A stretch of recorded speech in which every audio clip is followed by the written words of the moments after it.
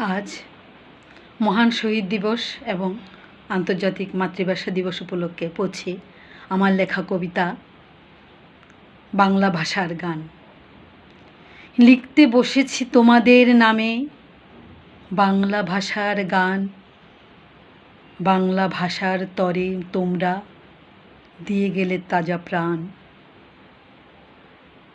তোমাদের রক্তে সিক্ত হলো বাংলাদেশের মাটি। এদেশের মাটি হয়ে গেল বুঝি সোনার চেয়েও খাঁটি।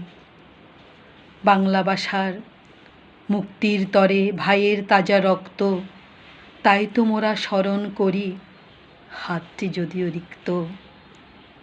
রক্তে ভেজা বাংলার মাটি আজও শুকিয়ে যায়নি।